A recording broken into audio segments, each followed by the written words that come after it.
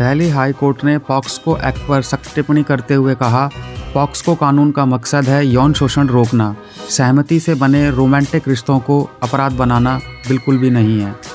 POCSO कानून बच्चों की सुरक्षा के लिए है, सहमति वाले रिश्तों को सजा देने के लिए नहीं है। दिल्ली हाई कोर्ट ने पॉक्सो कानून को लेकर एक बेहद अहम और संतुलित टिप्पणी की है। आइए आगे विस्तार से जानते हैं। कोर्ट ने साफ कहा कि इस कानून का मकसद बच्चों को यौन शोषण से बचाना है, ना कि सहमति के बने रोमांटिक रिश्तों को अपराध बनाना। कोर्ट का साफ संदेश है। हाई कोर्ट ने कहा कि पॉक्सो एक सख्त लेकिन सुरक्षात्मक कानून है। इसका उद्देश्य उन मामलों से निपटना है जहां बच्चों के साथ ज़बरदस्ती, शोषण या हिंसा होती है।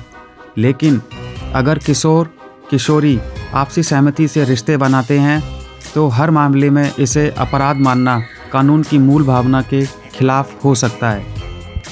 कोर्ट की यह टिप्पणी क्यों ज़रूरी थी? आज के समय में कई ऐसे मामले सामने आते हैं जहां नाबालिगों के बीच सहमति से बना रिश्ता परिवार की नाराज़गी के बाद सीधे पॉक्सो केस में तब्दील हो जाता है। इससे न सिर्फ युवाओं का भविष्य खतरे में पड़ता है, बल्कि कानून का गलत इस्तेमाल भी होता है।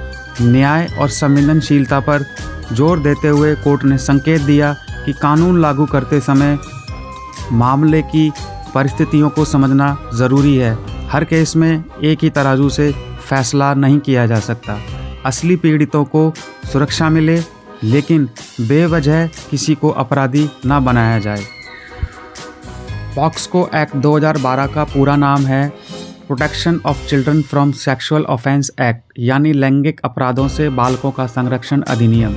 इसका मुख्य उद्देश्य 18 वर्ष से छोटे बच्चों को यौन उत्पीड़न, यौन दुर्व्यवहार, बलात्कार और अश्लीलता से बचाना, बच्चों के खिलाफ यौन अपराध करने वालों को कड़ी सजा देना है।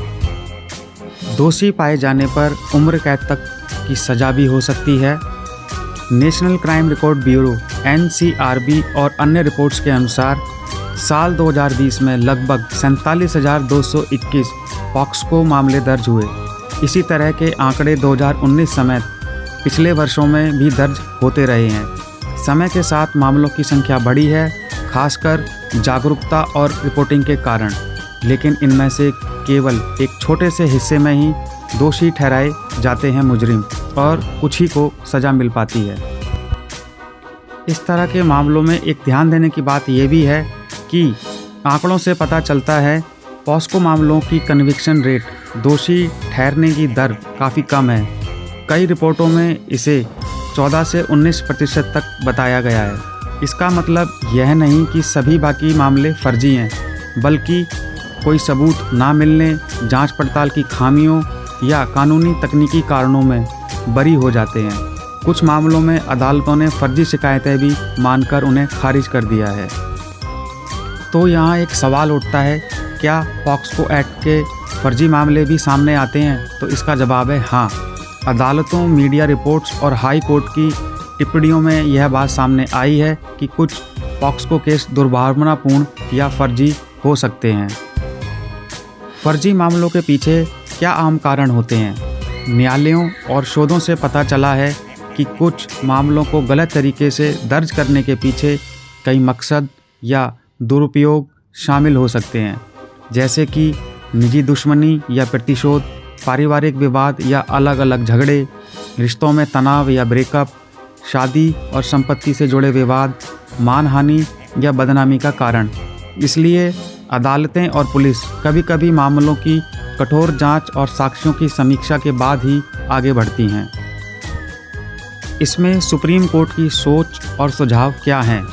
सुप्रीम कोर्ट ने हाल ही में यह कहा है कि सरल किशोर यौन सहमति के मामले, यानी जहां दोनों पक्ष नाबालिग हैं और आपसी सहमति से यौन संबंध बनाते हैं, को अपराध मानना हमेशा न्याय संगत नहीं हो सकता। इसके लिए एक अलग रोमियो जूलियट क्लॉज जोड़ने पर विचार किया जा रहा है, ताकि ऐसे केसों में दुरुपयोग ना हो। निष्कर्ष के तौर पर हम ये कह सकते हैं कि पॉक्सो एक्ट का मकसद बच्चों को यौन अपराधों से बचाना है और दोषियों को सख्त सज़ा देना है। इसके तहत बहुत अधिक मामले दर्ज हो रहे हैं, पर कन्विक्शन रेट काफ़ी कम है। कुछ मामलों को अदालत या हाई कोर्ट ने दुरुपयोग, फर्जी शिकायत माना है, लेकिन यह कुछ मामलों का बड़ा हिस्सा भी नहीं है। इसलिए जांच और कानून का सही और संतुलित इस्तेमाल बहुत ज़रूरी है ताकि वास्तविक पीड़ितों को न्याय मिले और गलत अपराधों से निर्दोषों को बचाया जा सके। इस तरह की खबरों को देखने के लिए आप हमसे जुड़े रहें ट्रैकर टाइम्स न्यूज़। हम और भी कई मुद्दों पर इसी तरीके के विचार आपके सामने लाते रहेंगे। शुक्रिया।